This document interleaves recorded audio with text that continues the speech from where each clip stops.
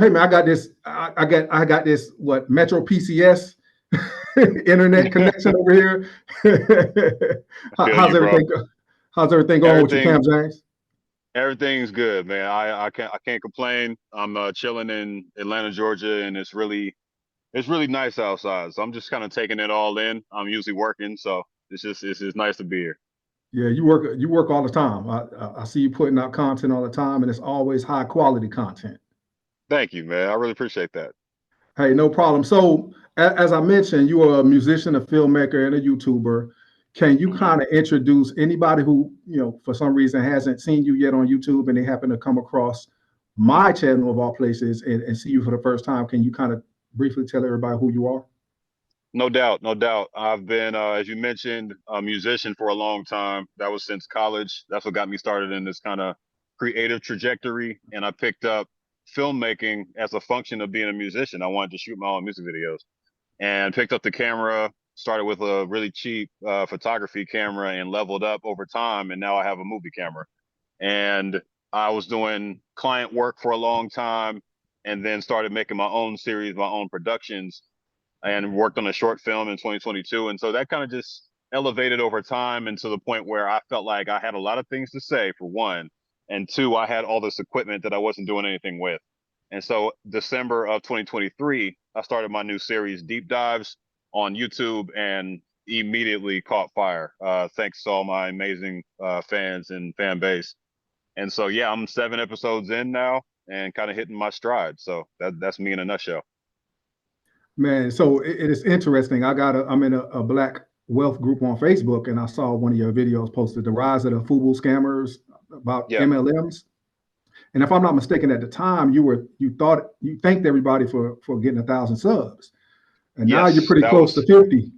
yeah, that was December. So it's been 2 months, and I went from like 850 total subs to like about, I think 45K as of today. So yeah, Man, man, that trajectory is insane. That is, it is. but I will say this: when I look at your videos, it's like you really are a film director. Yeah, It's, I mean, that's what I think when I see, you are a filmmaker, and I feel like you're a journalist, a storyteller. It's absolutely top notch production. I'm like, man, how man, does he thank you, have man. time to do this? Hey, look, I'm really grateful. I'm grateful that it's been well received so far, and that even what you said just now, I'm super grateful that people are perceiving all those skills in what I do. Ultimately, I'm just happy because it brings everything I've always liked doing and everything I'm good at naturally into one thing. I've been trying things for years, you know what I'm saying? On the music side, on the film side, and some of it I'm super proud of. Other things I'm like, I hope nobody ever sees this again. And it just seems like I've come to the apex of my creative journey, where I can use the film skills, the music skills, the public speaking skills, the writing skills, all that in one thing, and actually have a good time doing it. I like talking about this stuff. I like doing the research, and I like being able to communicate with my fans as well. Yeah, man. So when you talk about the research, when I watch your videos, I'm literally asking myself, man, how long did it take him to do all of this research? Because very well put together. You know exactly what you're talking about. As much as I hate to hear the word articulate, but that's what people see, that's what people see when they watch your videos. Like, man, this man doesn't make any mistakes. So tell me about it, man. Like, what kind of research do you have to put in? Man, so it's like, yeah, I'll be the first one to say I'm not an expert in all this stuff I talk about. I have to start with collecting the information, and it ultimately it starts with a Google search. But I go a lot deeper than that, because I actually read through the entirety of the articles I surface in these videos. I read through the sources. I make sure they're primary sources and that I'm not just reading off somebody's blog. Just basic journalistic standards that I try to put in place, and make sure that I'm not saying something in front of my audience that is incorrect, that I could be called out about later, because they will call me out, and they have tried to many times in the past. So yeah, I just need to make sure I'm on my P's and Q's when I stand in front of this camera and deliver this information to y'all. So that's where it starts from. It takes quite a bit of time, to get through that and collect all of it, and then write a script based on it. And now it's getting more complex because I have brand deals in the mix, and I have to incorporate them into a subject that makes sense, and also choose brand sponsors that I can stand behind, because my integrity is number one on the list of things that is important to me. Yeah, hey man, congratulations. I believe you just got your first sponsor, correct? Uh, Technically, my second on the episode that just dropped yesterday was my second sponsor ever. Yeah, Second, okay, that's awesome, man. Yeah, and thank you. when you talk about, yeah, my pleasure, man. You talk about integrity. And I'm not gonna call anybody out particular. He probably won't see this anyway, but I saw you mention something about Tom Brady. He'll basically sign up for, yeah, I think it was FTX, and FTX. yeah, some people will just sign up for any sponsor. Yeah, and it's like I don't blame some of them for not knowing ahead of time that some of these things were scams. You know what I'm saying? Many people sponsored FTX without knowing that it was going to be what it was going to be. But some stars in particular, like Tom Brady, seem like they'll take a check for anything. And because I say it about him because he's put his name on multiple things that have been kind of unsavory. I don't really look at anybody who puts their name on betting or gambling services in a positive light. So yeah, Yeah, yeah, you did a really, really good episode on sports betting.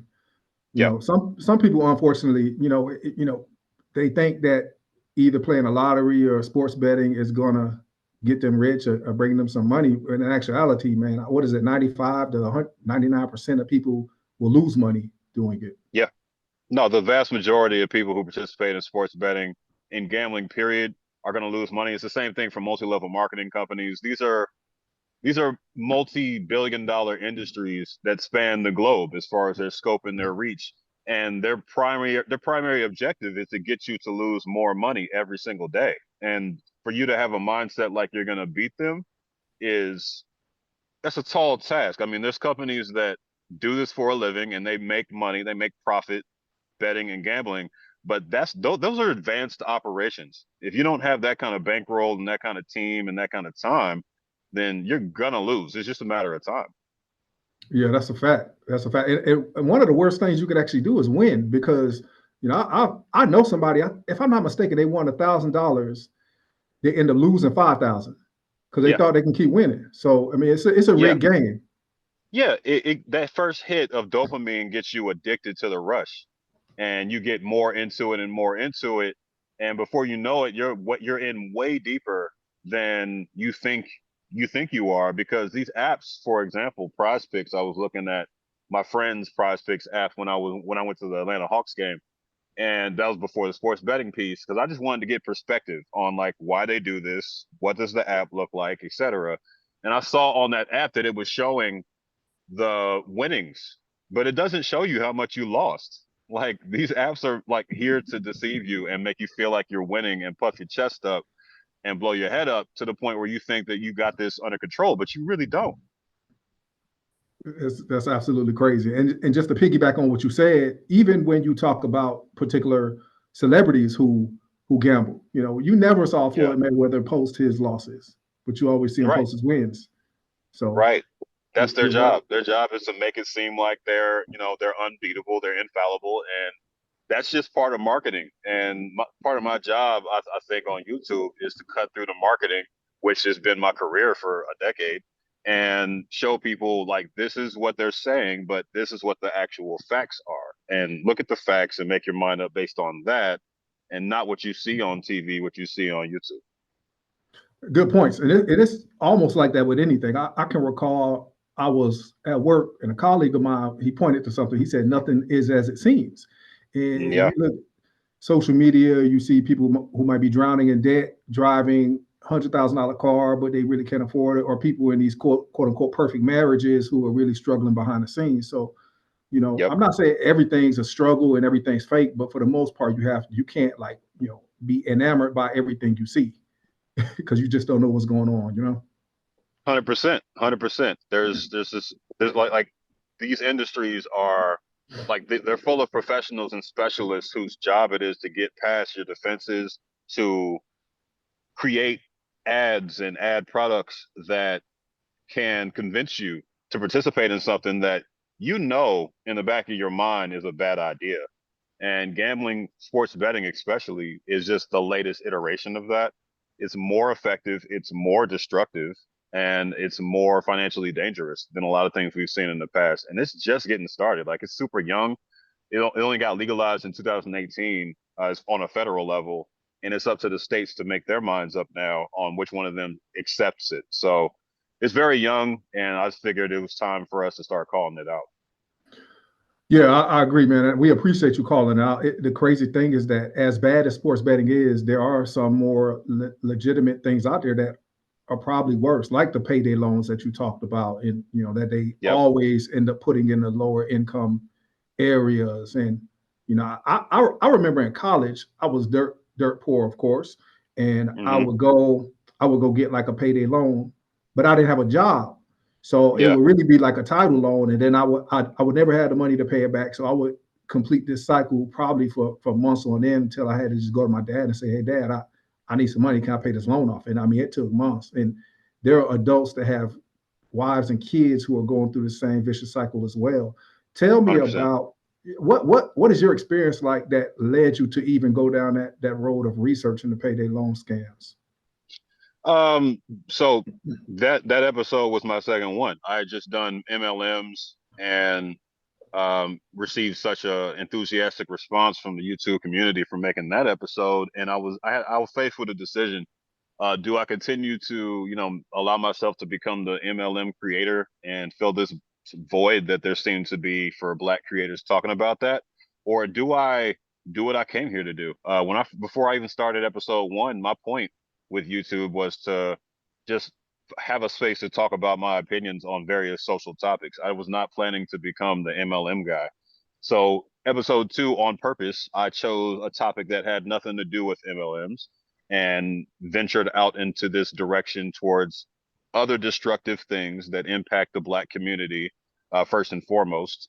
Not every episode I make is about the Black community, and not every episode is going to be directly impacting them, but they are always top of mind because that is my community. Those are the people I know best, and those are the people that I'm around the most often. And so that's who I'm always trying to reach and trying to speak to. I never want to lose track of who I am, right? So that was the impetus behind it. I wanted to find something that hits us hard and that a lot of us aren't exposed to, and that there's a lot of uh, you know financial impact within our community from. And so that's what made me land on payday loans, and I just wanted to hit them as hard as I could. And I think I took my best shot. So You did, and there's nothing that you said about MLMs that's not true. I think you even made it a point to mention in that video that you don't want to be the MLM guru on, or the right. anti MLM guru on YouTube. So, but I'm one of those guys. I think I tried almost every MLM, and I Mm, came out with net negative every time. Man, I mean, mm. I made a video about Primerica. It probably has about 10,000 views now. I got a little bit of hate in there, but Yeah, of course you did. Of course you did. Primerica is a big deal. And my dad worked for Primerica briefly, years and years back. I didn't even realize back then it was MLM, but I did later, and I was like, oh shit, it hit my family. I didn't even know it hit my family, but it did. Yeah, it hit me twice. I did it in college. Well, I'm sorry, I did it after I dropped out of college the first time. Then I did it while I was in college.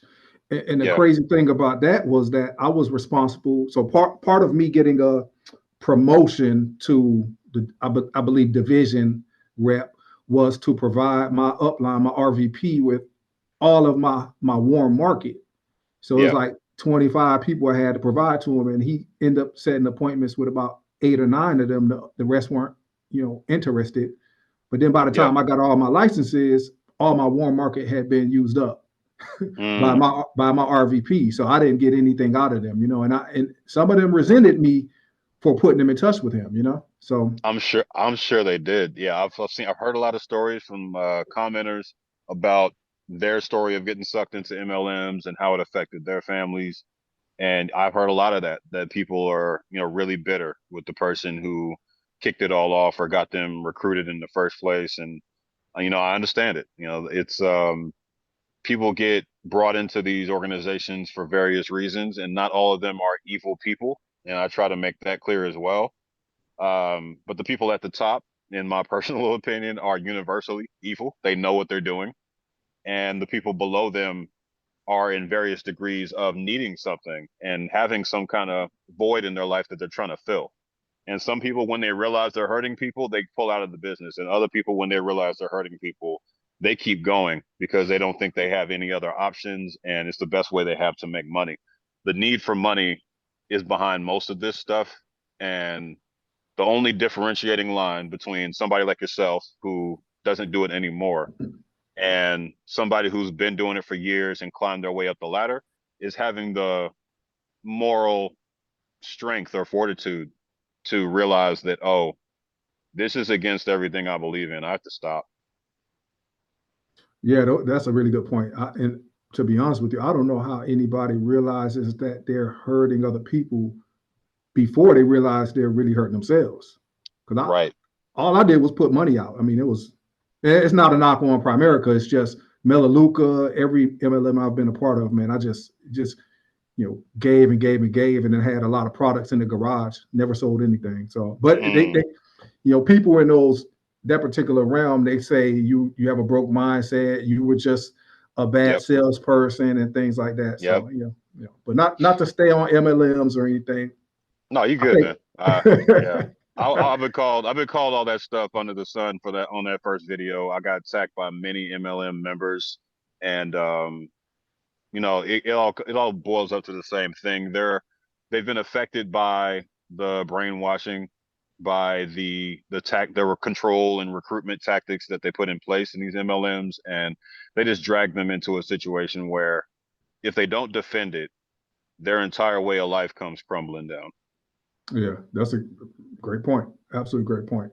Man, let me also say one of the things I really enjoy about your videos and your approach is the level of empathy that you express in your posts. I, in particular, let's talk about the immigration piece, right? So Yeah. you, if I'm not mistaken, you did a follow up on that, right? Where did you lost some you lost some subscribers, didn't you? I lost some subscribers. I mean, I gained subscribers on the whole from that video, but I lost some when it dropped for sure. The It's my least popular video in the series by far. The video I just dropped has surpassed the total views in that video in a day, and that video's been out for over a week. You know what I'm saying? Like over 2 weeks. So it really kind of exposed the prevailing attitudes on topics like immigration, on just the social welfare piece. And I'm going to talk a lot more about social welfare in general moving forward. But that episode exposed in a big way that even on the liberal side of the spectrum, which is most of the people who watch my videos, they are really not feeling immigration. They really have a lot of issues to work out and some disinformation to work through when it comes to that topic. Everything I present is factual, and so a lot of people took issue with the fact that I was taking the side, quote unquote, of illegal immigration. Interesting. It is interesting that you said most. So I can understand why most of the people who watch a video are on the liberal side. I theorize that you probably had a lot of conservatives that came over from some other channels on YouTube. Like JT's my guy, right? But I know a lot Yeah, of his followers are conservative. So for I sure. so I assumed a lot of the people that had an issue with the immigration video would be conservative. But I can see why No, some liberals will have issues as well. no, it's a good point. I mean, even liberals, they have an issue with American descendants of slavery, the ADOS acronym they kept using. They're saying that immigrants impact us negatively, and there's just no facts to support it. And so my follow up, because I have a sub series called Deep Cuts that comes in between the deep dives episode releases. And so the next episode I released the Deep Cuts, I went even deeper into one section of what I discussed in the previous video. Well, both points I made in the previous video. One was about stop and frisk, which the New York policy that was completely ineffective, and I showed why and how it was ineffective and pointless to institute in the first place. And then the fallacy that immigrants are committing more crime or bringing more dangerous situations to the U.S., which is also just factually incorrect.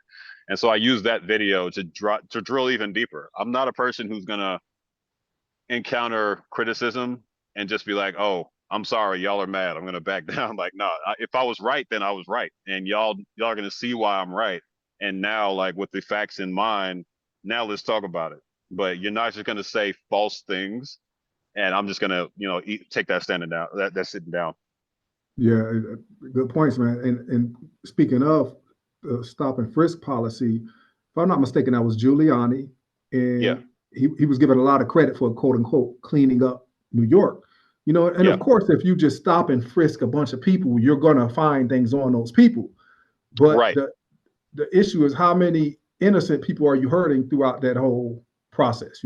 That's the whole thing. Like, who in that meeting that got that approved was thinking about how many innocent people would be impacted by this, how this would inevitably lead to the cops putting their racial biases into play, which is what happens every time you give the police any kind of leeway on who they stop and why they stop them. It was common sense back then, it's common sense now, but Giuliani is a terrible person, quite frankly. He's proven that over time, especially with what he did during the Trump campaign. And I'm sure it wasn't even a thought in his mind. His political points to him. Well, and it's interesting you brought up Trump. I was thinking about, back when Trump was, in New York and he wasn't president years ago, how he, if I'm not mistaken, he called for the death of the Central Park Five, Yes, he without, did. yeah, without any actual proof that they were the ones who did it, So, Yes, he did. Yeah, extrajudicial execution, just out of nowhere, just as a headline, without even a thought. That in one sentence describes Trump. To be honest, yeah, and that's not even necessarily political, right? That's just it's not. the humane No. side of things. Yeah, that comes back to the empathy side of things. Like, these people are different from him, so he doesn't see them as human. He doesn't consider their worth outside of what they can do for his public image, which is how he sees everybody, quite frankly. I think that's the one thing about Trump that I can say is I don't even think he's racist. I think he just sees everybody as a tool to use to benefit himself. But he has said a lot of racist shit on top of that. You know what I'm saying? In addition to like not renting to African American potential tenants back in the 70s, right? Exactly. Exactly. Like, he's done a lot of like plainly racist things, but I think he's also hurt just as many white people. Like, he does not care who he's subjugating, who he's hurting, as long as it gets him further ahead. Well, yeah, absolutely, and which is why a lot of conservatives are even sick of Trump. Like Yep. they're upset that he's taken over their party. Yep. They are. So There's a big battle within the Republican Party right now, which is, I mean, at least they're fighting over something. Something needed to happen in the Republican Party. I think he was a wake up call to everybody in the GOP to be like, oh, like, we had this furious and sometimes quite racist faction within our party that we weren't aware of, but everybody else knew was there the whole time. And now that they're having to face up with it and deal with it, it's not fun. yeah, you're right about that, man. I can clip this little piece about Trump, and man, I probably would get so much hate. Yeah, you would. And me along with you. But hey, man, we're in the public sphere now. I knew before I even started, before I put episode 1 out, I knew that there was going to be a certain amount of backlash to the things I talked about. I knew the immigration video was going to get me hate. Like, that's just what part of what we do. And if we choose to talk about these things, we got to be ready for it. Yeah, absolutely, absolutely. Which is why, like, sometimes when I see the hateful comments, I just ignore them. I just either turn them off or something. Like if it's you disagreeing with me, disagreeing with your MLM, cool. I can engage. I'll Yeah, invite people. So I've invited them to cam up with me and have a friendly debate. But if yeah, it's racism, I won't. I just won't even engage with that. right. Yeah, you have to make the decision on who you engage with and why. People disagreeing with me is fine. I have no problem with people taking issue with the facts. I'll clear it up for them if I can. But when it comes to the hateful stuff and people trolling, which is a lot of YouTube as well, I just either ignore them or just ban them from the channel, to be honest. Yeah, absolutely, man. So, hey, let's shift over a little bit. I know we were talking about the Black community earlier, Yep, and let's talk about wealth building, financial literacy. When we no talk doubt. about wealth in the Black community, it seems to be such a taboo subject, which is Mm, why I think that is one of the reasons that some of us are led to the scamming space, right? Like, mm-hmm. listening to these gurus that really have never done what they say they do, or listening to a guru who's telling you how to scam Navy Federal out of credit card limits and things like that. So why do you think it's still so taboo to talk about money in our community? I just think there's so much generational pain and trauma in the Black community surrounding money and surrounding socioeconomic classes that most of us being in the lowest of the socioeconomic classes, and that's also the root of our worship of people who have more financial resources than us. I think that's a really strong pain point, not only for us, but specifically within the Black community. It's a really strong pain point for us. We see somebody who even appears to have more than us and appears to have an easier life and more financial resources, and we automatically connect that to them being smarter, more aware, and more, I guess, worthy in some ways than we are to disseminate information, to disseminate advice. And I've just never understood that connection myself. People having more money than you does not make them better than you. It doesn't make them smarter than you. They're more worthwhile than you in any way. And I think that's one of the biggest problems with our country in general is that we see people that are in higher socioeconomic classes as better human beings and more worthy of being listened to. If you listen to these people like Holton Buggs, these other speakers, maybe he's a dynamic speaker. I mean, I wouldn't know. I haven't listened to a single word he's ever said. I didn't need to do that to make a video about him. But these people on these stages, at these conferences, at these meetings, whatever it is, they're horribly inconsistent with their facts and their message. They're terrible speakers most of the time. They're all over the place as far as the focus of what they're talking about. They're wearing flashy clothes to try to impress people as opposed to letting their presentation speak for itself. There's just so many telltale signs that this is not a person I should be listening to. And I think the most important thing for us is awareness. We have to make sure other people are aware that these are charlatans. These are people who are pretending to be this persona and then using it to get you sucked into the funnel and become another revenue stream for them. Man, that's deep. That's really deep. A lot of time you do see these individuals like a Grant Cardone who has Mm. shamed people for making under 400,000 a year, Which, like, I and mean, come on, man. Yeah, exactly. it's absolutely insane. So it's easy to get sucked in, like you said, which is why I think that when we're able to have there's smaller YouTubers, that I follow, and then on some of these social media platforms, we have these groups to where we're able to freely talk about money. Matter of fact, last month, a few weeks back, we had one of the Facebook groups I'm in. It's about Black wealth, and we had a pretty transparent meeting. It was a case study, and I was the case study. We had about 40 people show up, and we had to show all of our numbers, our income, like everything was completely transparent.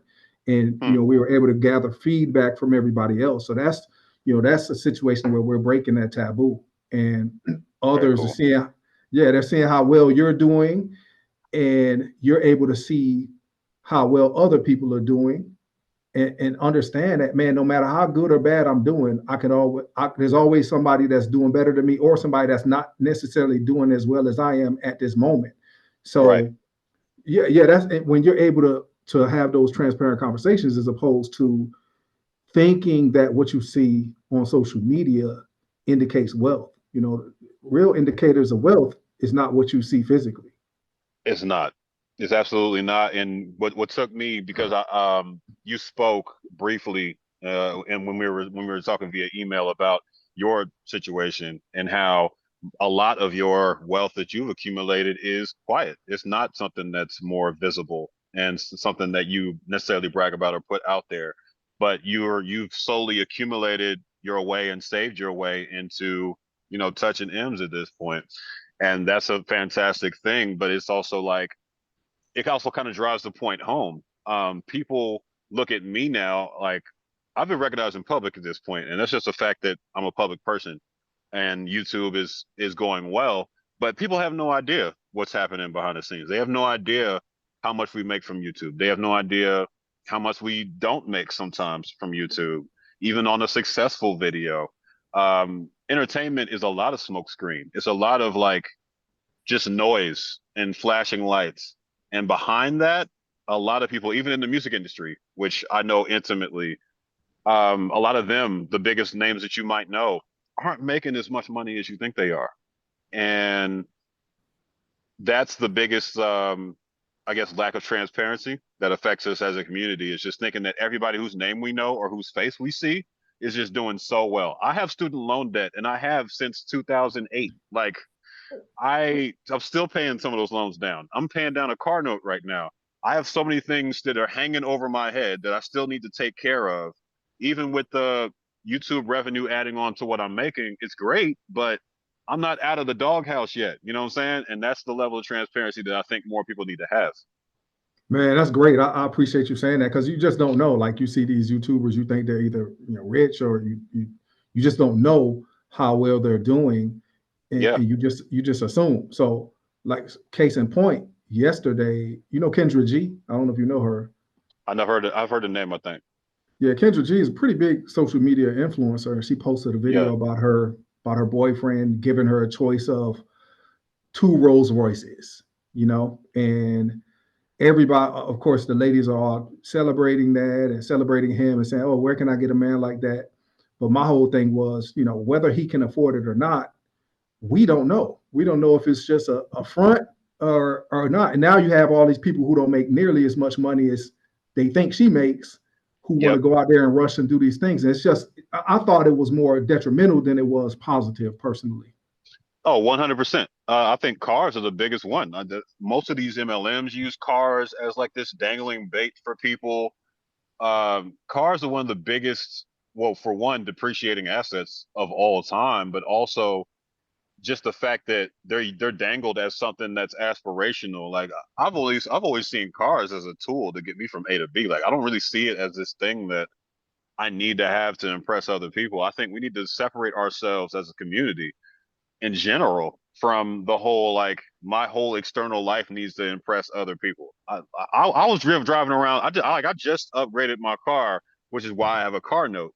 But before that, I was driving around a car with a broken bumper for months.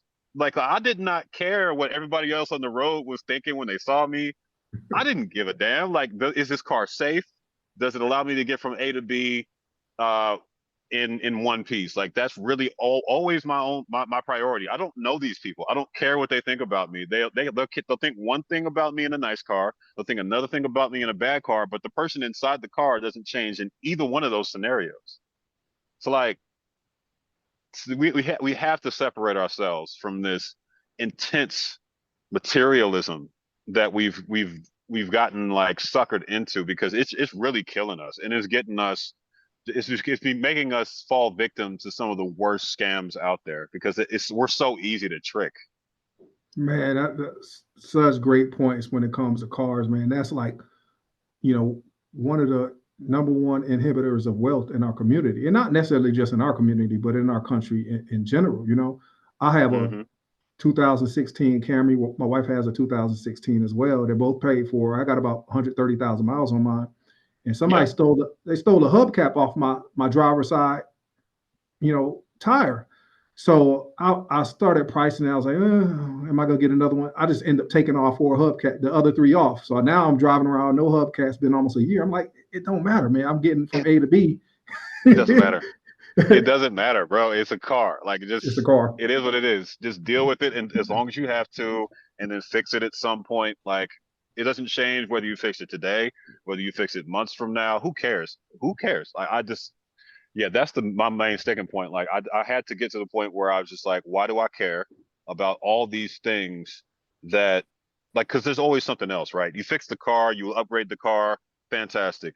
Life is such that something else is gonna go wrong. Something else is gonna get broken. Something else is going to take a step back in its external value. And then you have that other thing that you have to upgrade, and it's a never ending train of expenses. So if you get sucked into that whole like I have to impress other people thing, there's no end to that marathon. You're running forever. So what you're talking about really is called the hedonic treadmill.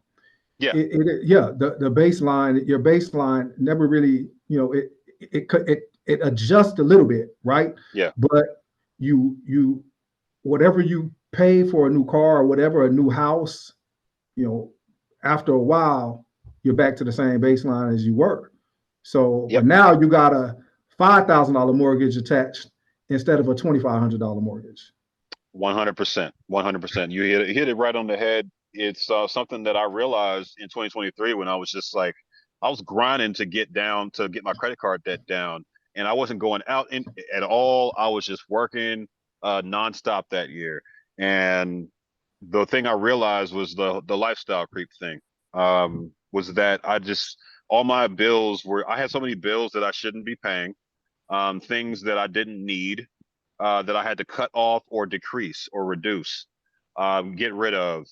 And that kept my baseline low, so that now as I'm starting to make more, my baseline is still low. And so I have more disposable income to start to make strategic decisions about saving and about investing. And yes, every now and then I can get something I enjoy because I actually have that financial breathing room. But I had to like discover that discipline first. If you don't discover the discipline, then you're going to keep just elevating and elevating, and your new normal just keeps getting higher and higher and higher. Absolutely, bro. Like that lifestyle creep is a bad thing. I mean, people don't realize you can make $2 million a year and live like live on $2.1 million a year, or you can make $100,000 a year and live on 90,000. That person that makes 100,000 is doing better. Just Right. bottom of the line, So yeah, you make some good 100%. points. I'm gonna go back to the cars. There's a millionaire teacher who I follow. His name is Andrew Hallam. I interviewed him twice. And he has a Yeah. book called Balance. And in the book, he talks about cars, and he talks about how when people see a really nice car at a red light, they don't think about how cool the person in the car is. They think about how cool they would be if they were in the car. So Correct. they don't even notice who's driving the car. So think about if I knew going to the dealership, I'm about to spend $80,000 on this car.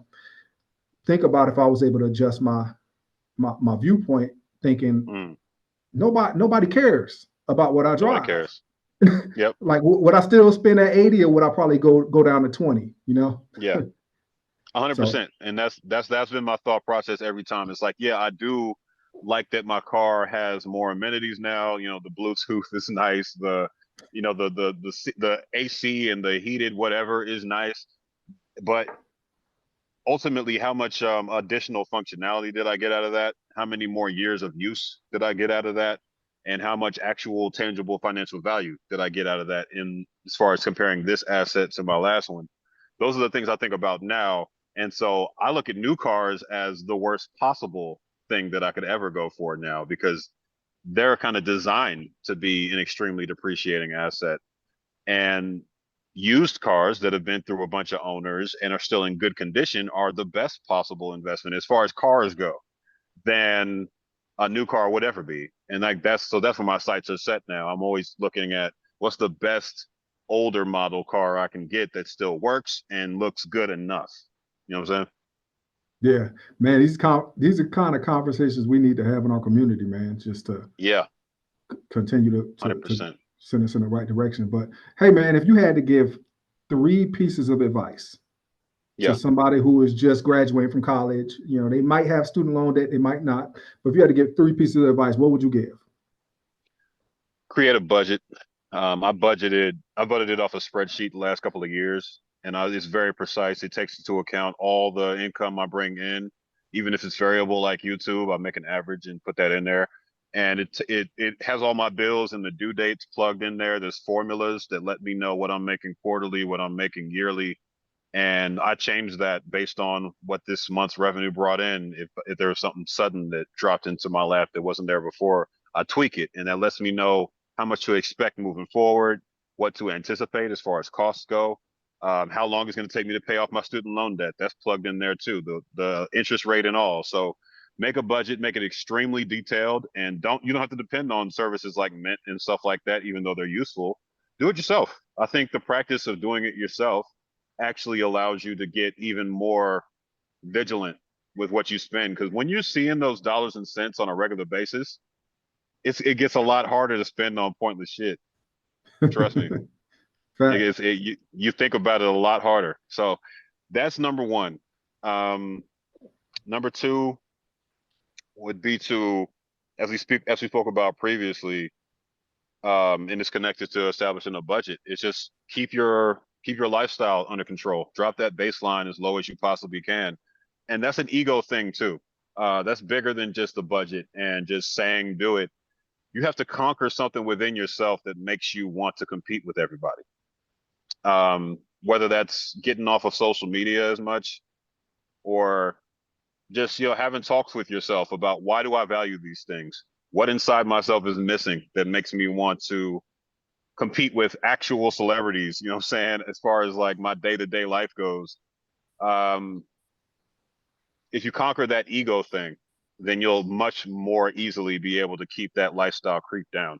So that'd be number two. And number three, which is probably more important than all of these because it's bigger than finances, is finding your life's purpose. And it's not like you can do that immediately. I'm not saying that that's something that is easy to do. I have friends who went to college with me at Georgia Tech who are engineers, and they make way more money than I can make even with both of my jobs combined because they work for gas companies and whatnot. But a lot of them tell me that they don't know what they want to do still. And they're in their mid 30s, late 30s. They haven't figured it out yet. And so that's the thing I would ask anybody to do, even with us going to college. College isn't for everybody. Maybe you belong in a trade school. Maybe all you needed was community college.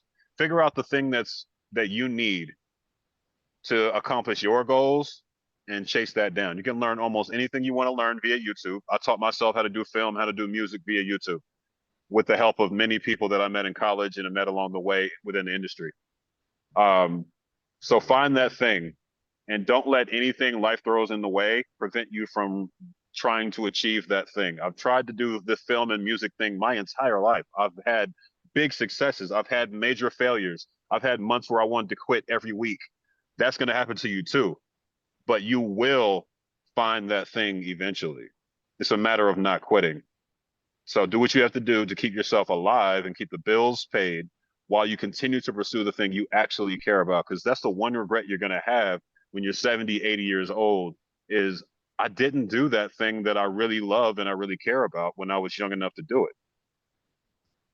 Absolutely. So, Man, that's some really good stuff. And that's a really good way to conclude our time today, man. It's phenomenal. We can go on all day, man. So you're dropping for some sure. major gems, but I'll just continue to follow your channel, to support you in the best way possible.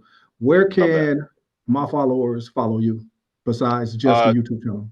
yeah, check me out on Spotify if y'all are interested in lyrical rap music. That was my first love. And yeah, and of course, I have a series that's ongoing on YouTube, and my only social media now is Instagram. If y'all want to see a little bit extra, but that's about it, man.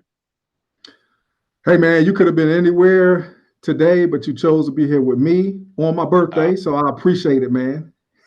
Thank you, man. Thanks for having me. Happy birthday once again, and Yes, yeah, sir. anytime. I appreciate you asking to have me on, and shout out to you, shout out to your followers, and I hope the best for you and your channel, man. Hey, I appreciate you, brother. I'll talk to you soon. Bet. All right.